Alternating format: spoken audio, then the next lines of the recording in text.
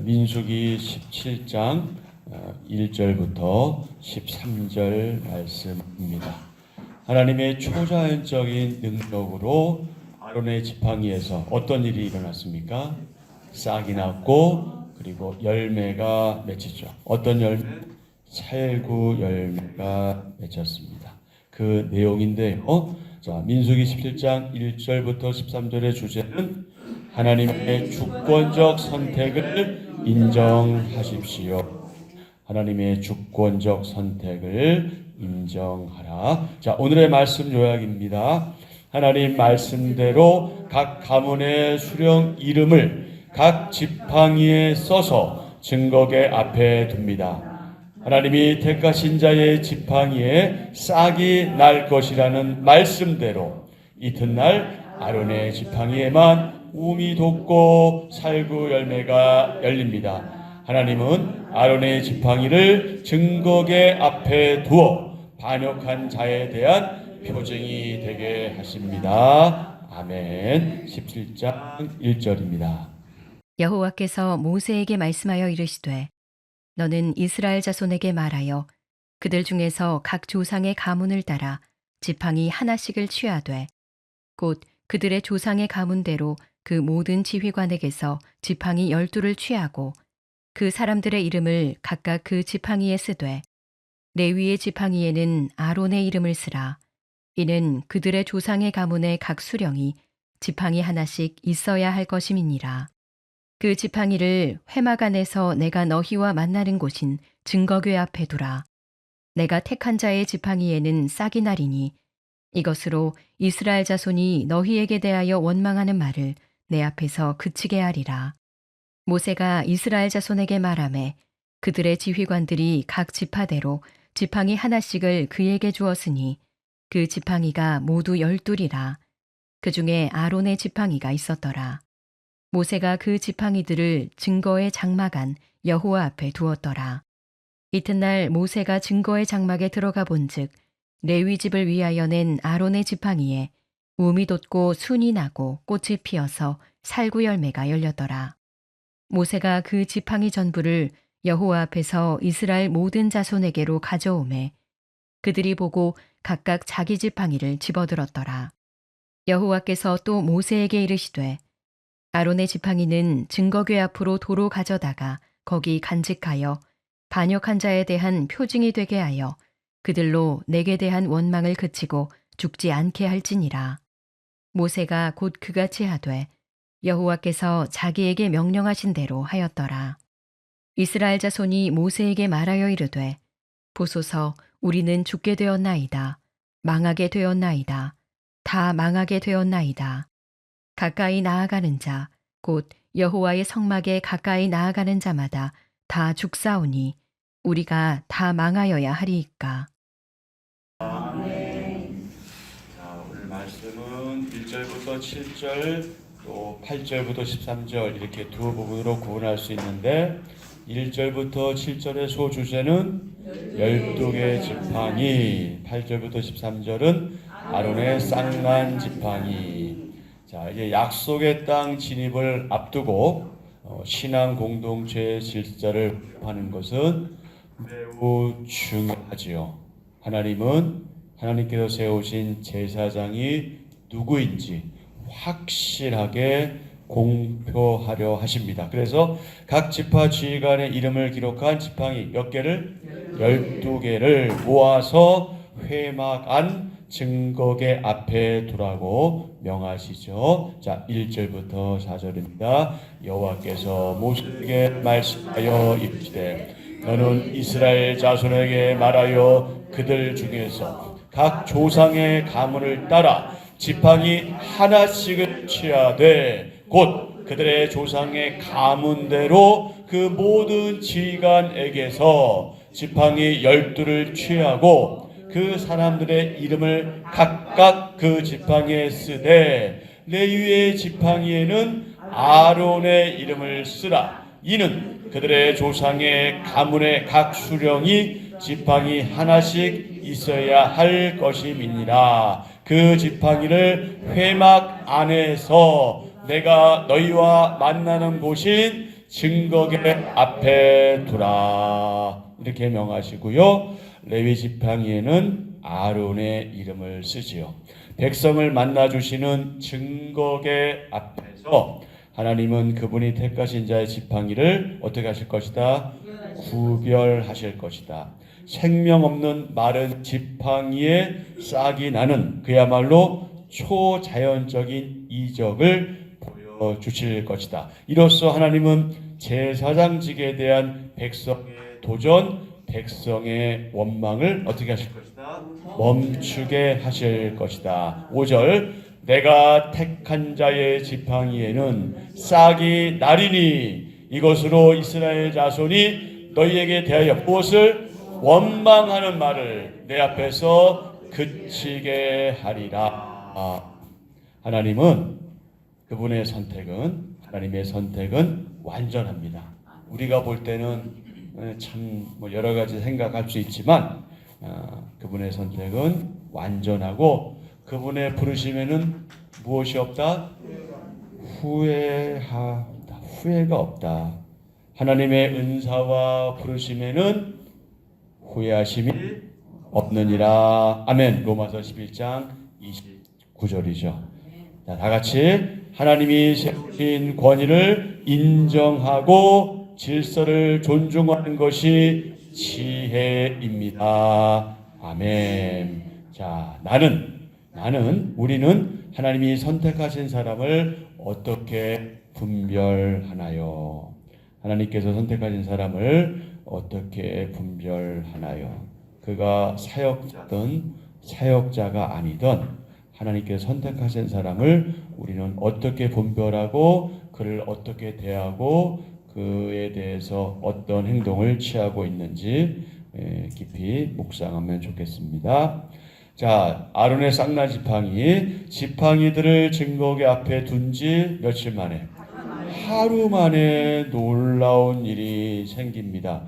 우리의 상식, 우리 이성을 초월하는 일이 벌어지는 거죠. 하나님이 뭐 하신 대로, 말씀하신 대로 택하신 자의 지팡이에 um이 돋고 순이 나고 꽃이 피어 살구 열매가 맺히는 초자연적 이적이 일어난 것입니다. 8절 이튿날 모세가 증거의 장막에 들어가 본즉 레위 집을 위하여 낸 아론의 지팡이에 um이 순이 꽃이 살구 열매가 열렸더라. 아멘.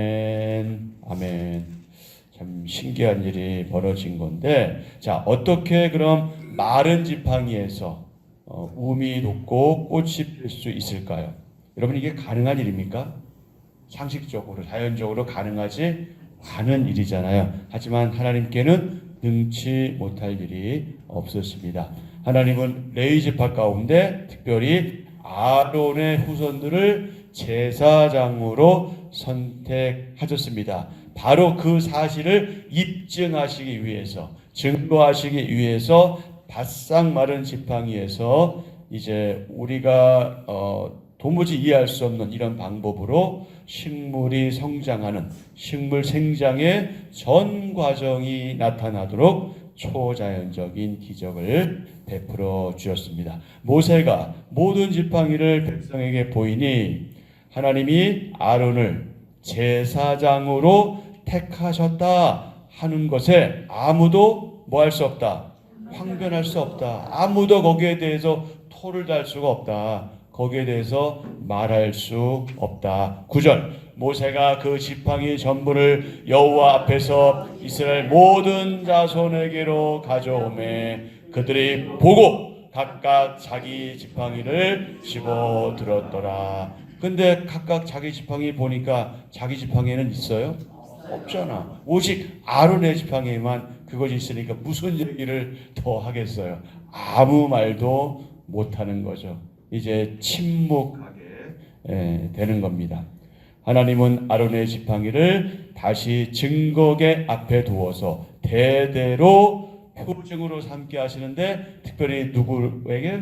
반역자에게, 원망하는 자들에게, 지도자에게, 대항하는 자들에게 표징으로 삼게 하십니다. 10절 여호와께서 또 모세에게 이르시되 아론의 지팡이는 증거궤 앞으로 도로 가져다가 거기 간직하여 반역한 자에 대한 표징이 되게 하여 그들로 내게 대한 원망을 그치고 죽지 않게 할지니라. 아멘.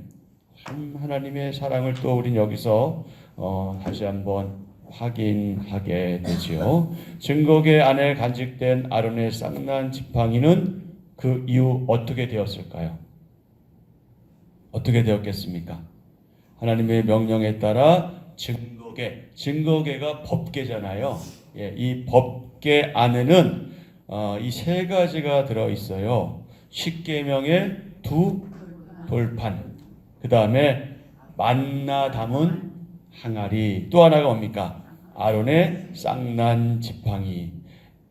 히브리서 9장 2절부터 4절입니다. 예비한 첫 장막이 있고 그 안에 등잔대와 상과 진설병이 있으니 이는 성소라 일컫고 그 둘째 휘장 뒤에 장막을 지성소라 일컫나니 금향로와 사면을 금으로 싼 언약궤가 있고 그 안에는 만나를 담은 금 항아리와 아론의 쌍난 지팡이와 언약의 돌판들이 있고. 하지만 여러분 사사시대를 거치는 동안 만나 항아리, 아론의 쌍난 지팡이는 웬일인지 모르지만 손실되고 말았어요. 그것은 없어지고 말았어요. 솔로몬 시대에는요, 증거궤 안에 십계명의 두 돌판 이외에는 아무것도 보이지 않았기 때문에 그렇습니다. 지금 오늘 본문에서는 이 법궤 안에 세 가지가 들어있는 것을 우리가 알 수 있는데 솔로몬 시대에 가서는 이렇게 표현되어 있어요. 열왕기상 8장 9절에 그 궤 안에는 두 돌판 외에 아무것도 없으니 이것은 이스라엘 자손이 애굽 땅에서 나온 후 여호와께서 저희와 언약을 맺으실 때 모세가 호렙산에서 그 안에 넣은 것이라 이렇게 말씀하고 있습니다.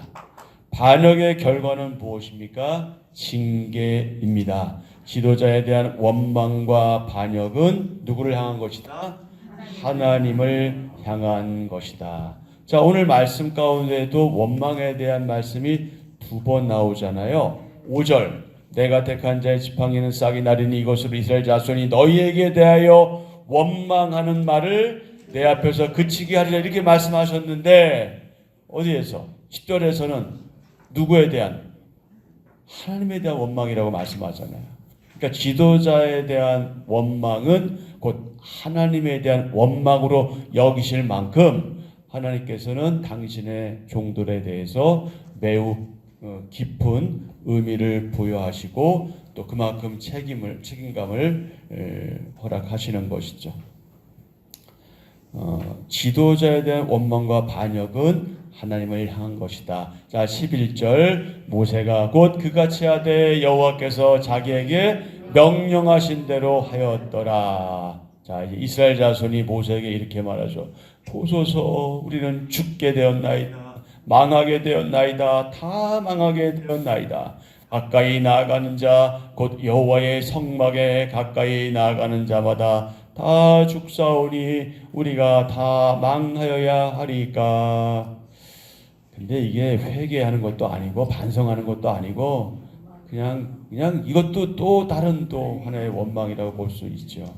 그러니까 그러니까 굉장히 이 이스라엘 이 백성들이 얼마나 그 자기 중심적인 사고를 하고 오직 자기만 생각하는 것을 알 수가 있어요. 여기서 그냥 바로 어떻게 되는 거예요?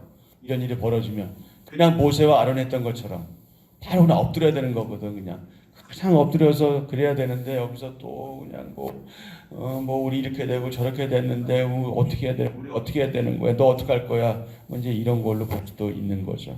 참 안타까운 일인데. 자, 다 같이 하나님 뜻을 따라 그분이 세우신 지도자의 권위를 존중하며 겸손히 따르는 자는 두려움 없이 안전합니다. 아멘.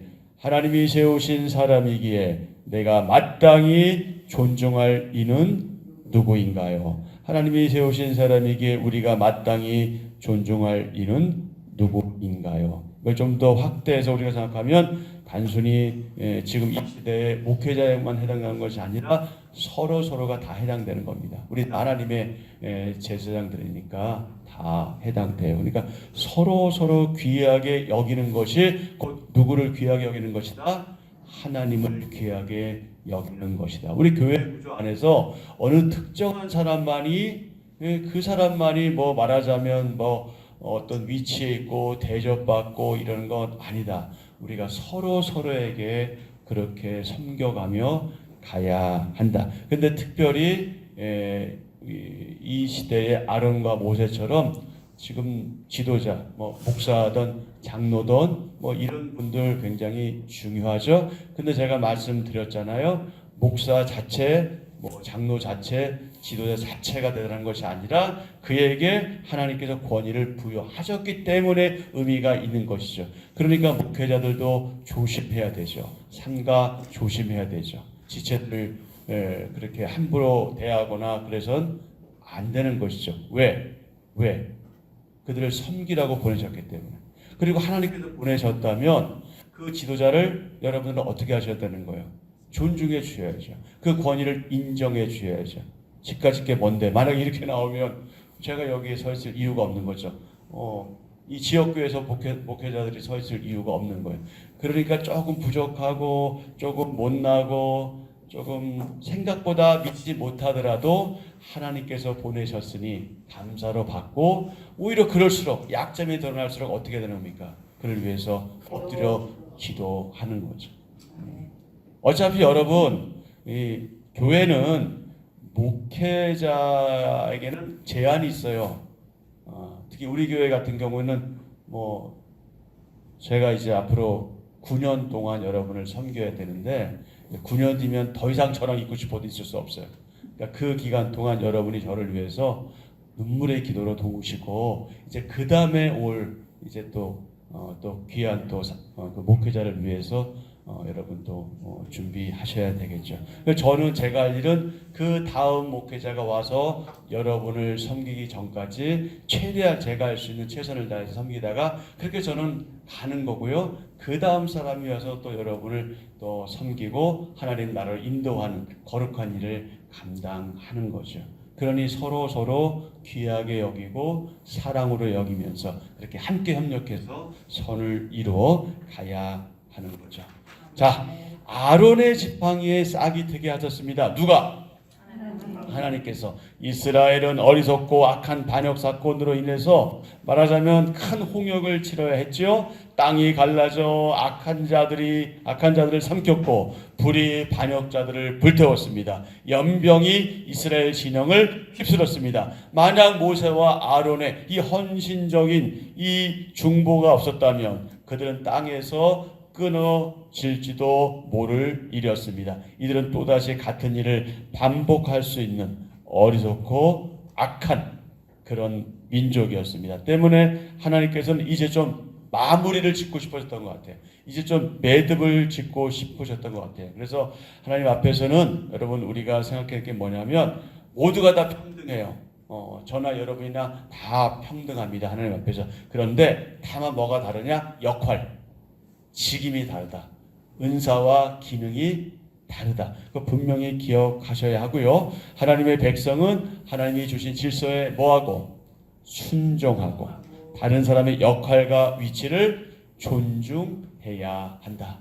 나에게 주신 은사가 중요하듯 다른 지체에게 허락하신 은사도 중요하다. 기능도 중요하고 역할도 중요하다. 그러니 서로 그 역할 위치를 존중해야 한다.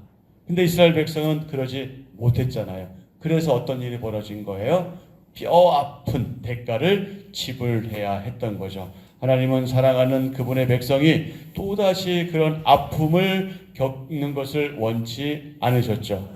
하나님의 그러한 마음을 우리가 헤아리고 그 뜻을 따르는 우리 모두가 되어야 하겠습니다. 하나님이 인정하신 아론의 권위입니다. 하나님이 부여하신 권위는 공동체의 질서와 평안을 위한 하나님의 은혜입니다. 여러분, 지금 시대가 어떤 시대입니까? 많은 특징이 있는데 그 중에 매우 뚜렷한 게 뭐냐면 탈권위 시대예요. 탈권위. 예. 권위를 인정하지 않는 시대예요. 여러분, 과거에는 어른 하면은 어땠어요? 그냥 그 앞에서 그냥 왠지 이렇게 좀 그랬잖아요. 근데 요즘에 어른이라고 그래가지고 젊은 친구들이 어른? 아, 어른이세요? 이러지 않잖아요. 어른이 뭔데? 예. 여러분, 뭐 저도 그렇게 자랐지만 여러분 어릴 때부터 신앙생활 분들은 교회에서 목사하면은 와, 이거는 진짜 우리랑은 뭔가 다른 뭐 이렇게 생각했잖아요. 근데 지금 어느 시대예요? 어떤 목사인데 뭐 어쩌라고? 아니, 당신이 목사인데 뭐 어쩌라고? 이런 시대가 되고 말았어요. 너무나 안타깝고 어른이 그러니까 이게 이 모든 일이 어디서부터 오는 거예요? 결국은 이게 가정에서부터 오는 거거든. 가정에서 우리 부모들이 자녀들에 대한 교육에 뭔가 엄청난 실패를 한 거예요. 돈이면 다 되는 거죠. 출세면 되는 거예요. 좋은 대학 가면 되는 거예요. 인성 이런 거 아무 필요 없어요. 아무 필요 없어요. 여러분들 코스트코 그 뒤쪽에 이렇게 쭉 빈 공터 있고 도로 있잖아요.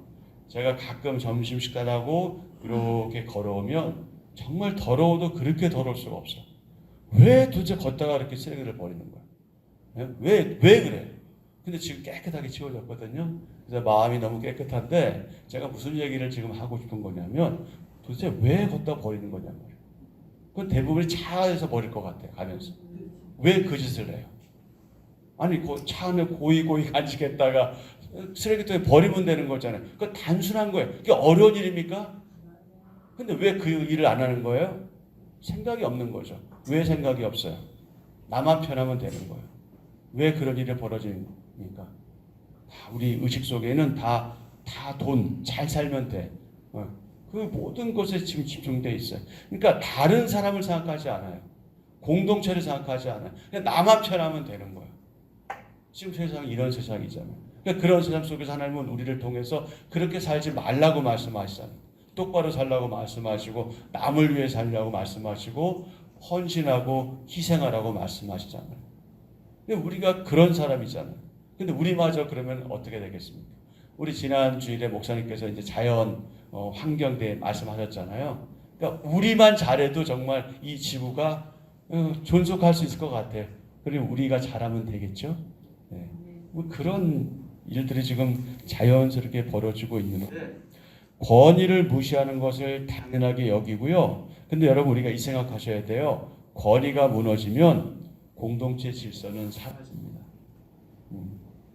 여러분 이번 우리 윤석열 대통령 사건만 해도 이것은 윤석열 자체가 아니라 대통령은 국민이 뽑은 거예요. 그 사람이 설사 그렇다 할지라도 그 과정에 있어서는 그 권위라든지 걸 인정을 했어야 되는 거예요. 지금 이게 안 되는 게 무슨 이유예요? 탈권위 시대란 말이에요. 그 권위를 인정하지 않은 대통령이 무슨 소용이 있어? 내가 더 높은데 아무 소용이 없는 거예요. 이게 질서가 와야 되니까 지금 나라가 이 모양 이 꼴이 된 거예요. 그렇게 지적하고 그렇게 한 사람들은 정당한 사람들입니까? 그 사람들은 의로운 사람들이었어요? 아니잖아요. 도대체 누가 누구를 판단하고 누가 누구를 심판합니까? 예? 적어도 어느 기간 동안 그 사람이 범죄했을지라도 그동안 그것이 밝혀지기 전까지는 그것을 인정해야 되는데 지금 어떤 일로 가고 있어요? 지금 이 나라가 이렇게 가고 있는 거예요. 그 이유가 뭐냐? 권위를 인정하지 않기 때문에 그래요. 그럼 질서는 사라져요. 그럼 공동체는 와야 되는 거예요. 예. 이게 지금 우리가 당면하고 있는 현실입니다. 그러니 권위가 없는 이 나라 공동체, 이 공동체, 대한민국 공동체 모든 일에 갈팡질팡할 수밖에 없죠. 자신의 뜻만 주장하다가 결국은 모두가 함께 공멸할 수밖에 없습니다. 그래서 우리는 그리스도인들은 하나님의 사람들은 정말 이 권위에 대해서 바른 생각을 가져야 하죠. 하나님이 부여하신 권위를 받은 사람은요 교만하게 행해서는 안 됩니다. 섬김을 받으려 하지 말고 온 힘을 다해서 충성하면 되는 거죠. 권위를 인정받기 위해서 자신을 드러내거나 사람들을 압제할 필요가 없습니다. 성도는 그 권위를 인정하며 함께 동역하면 되는 거예요. 함께 사역하면 되는 거예요. 하나님이 권위를 주신 이유, 까닭이 무엇입니까? 공동체의 유익을 위해서예요. 공동체의 평강을 위해서예요. 그래서 서로 사랑하며 섬기면 권위도 자연스럽게 세워지고 그 권위를 따른 사람들도 마음의 평안과 즐거움이 있는 겁니다. 근데 이스라엘 백성은 어땠어요? 완악했어요. 너무나 완악했어요. 하나님께서 선택하시죠. 완전한 하나님께서는 완악한 마음을 가진 이스라엘 백성을 그래도 불쌍히 여기셨습니다. 여러분, 완악한 마음은요 생각 외로 잘 꺾이지 않습니다. 바로의 예를 통해서 알 수 있잖아요. 결국은 자기 자식이 죽어야 잠깐 깨닫는 것처럼 보이는 그게 인간의 마음이에요. 한번 완악한 그 마음은요 생각 외로 꺾이질 않아요. 왜? 온통 다 자기중심적인 내가 옳아, 내가 온통 옳기 때문에 그래요. 안타까운 일이죠. 지팡이를 어디에 뒀다고요? 지성소에 두었습니다. 지성소는 어떤 곳이에요? 하나님과 만나는 곳인 증거계 법계 앞이에요. 말씀은 빛일 뿐 아니라 창조의 능력입니다. 지팡이는 이미 죽은 지 오래된 나무예요. 죽은 나무예요. 하나님은 뭐라고 말씀하셔요? 내가 택한 자의 지팡이에 무엇이 나리라? 싹이 나리라 말씀하셔요. 모세는 지팡이들을 증거의 장막한 여호와 앞에 두었습니다. 성막은 건물의 의미를 넘어섭니다. 그곳은 어디입니까? 여호와 앞입니다. 하나님 앞입니다. 그래서 우리 성도들은 모든 일에 있어서 코람되어 하나님 앞에서 코람되어 바로 그 앞에서 신전 의식을 가져야 하지요. 이튿날이 되어 장막에 들어가니 오직 아론의 지팡이에만 순이 나고 꽃이 피어서 살구 열매가 열렸습니다. 모든 지팡이가 권위를 가지고 있지만 오직 아론의 지팡이에서만 싹이 났습니다. 모든 사람이 성막에서 봉사할 능력을 가졌지만 누구만 선택받았다? 아론과 그의 후손만 선택받았다. 이것이 누구의 선택이다? 하나님의 선택이다. 아론이 선택한 게 아니에요, 여러분. 하나님께서 선택하신 거예요. 모세는 아론의 지팡이를 증거계 앞에 다시 가져다 두었습니다. 하나님은 아론의 지팡이를 통해서 제사장직이 하나님의 뜻인 것을 분명하게 하시고 반역자에 대한 표징으로 삼으셨지요. 아론의 지팡이 사건으로 하나님의 그 어미하심이 드러나자 백성들이 두려움에 빠집니다. 그들은 모세와 아론 뒤에 하나님이 계심을 직접 확인했습니다. 결국 죄인들을 깨우치고 살리는 것은 하나님의 은혜로운 선택뿐이다. 여전히 공의로우시고 사랑이 많으신 하나님을 저와 여러분이 믿고 있으니 얼마나 감사한 일입니까? 오늘도 하나님의 은혜 가운데 살아가는 저희들 되기를 축복합니다. 자, 한절 묵상 옆에 있는 그 리처드란 분이 이런 얘기를 했네요. 자, 뭐라고 얘기했습니까? 이해할 수 없는 하나님의 신비는 우리로 하여금 겸손하게 하고 그분만 신뢰하게 한다. 한 번 더요. 이해할 수 없는 하나님의 신비는 우리로 하여금 겸손하게 하고 그분만 신뢰하게 한다. 아멘. 한절 묵상입니다. 세상의 모든 권위는 하나님이 부여하신 것입니다. 지팡이 12개 가운데 아론의 지팡이에만 살구꽃이 피고 열매까지 맺힌 것은 아론의 제사장 직분이 하나님에게서 왔음을 보여주는 표징입니다. 또한 그 직분을 존중하라는 선언입니다. 하나님이 세우신 영적 지도자에 대한 존중과 존경의 마음을 회복해야 합니다. 지혜로운 성도는 모든 권세는 다 하나님께서 정하신 바라라는 말씀을 기억하고 하나님이 세우신 영적 질서에 온전히 순복합니다. 아멘. 오늘의 기도 함께 드립니다. 하나님, 믿음의 공동체를 정결하고 견고하게 세우시는 하나님을 찬양합니다. 하나님은 죄를 미워하시고 심판하심을 기억하며 무슨 일이든 하나님 앞에서 하듯 행하게 하소서. 하나님께 속할 때 마른 지팡이에서도 열매가 맺히듯 제 삶이 하나님께부터 생명을 흘려보내게 하소서. 예수님의 이름으로 기도합니다. 아멘. 아멘. 네, 오늘 주신 말씀 기억하시면서 기도하시고요. 우리가 늘 기도하는 것처럼 우리 사랑하는 몸된 지체의 공동체인 우리 한비전 교회를 위해서 기도해 주시고, 특별히 우리 환우들을 위해서 기도 함께 했으면 좋겠습니다. 우리 며칠 전에도 말씀했지만 우리 유순식 권사님 이제 시술 앞두고 있습니다. 특별히 관심 가지고 위해서 기도하시고요. 그리고 이 나라 위해서 기도하시고, 특별히 다음 세대 위해서 또 기도하시고, 여러분 개인적인 간구 하나님께 아뢰시고, 그렇게 오늘 임시공휴일이죠? 임시공휴일 맞나요? 아니죠? 임시공휴일은 아닌 거죠? 노동자만 쉬는 거죠? 근로자들만 쉬는 거죠? 어쨌든 또 쉼의 시간들이 있으면 좋겠습니다.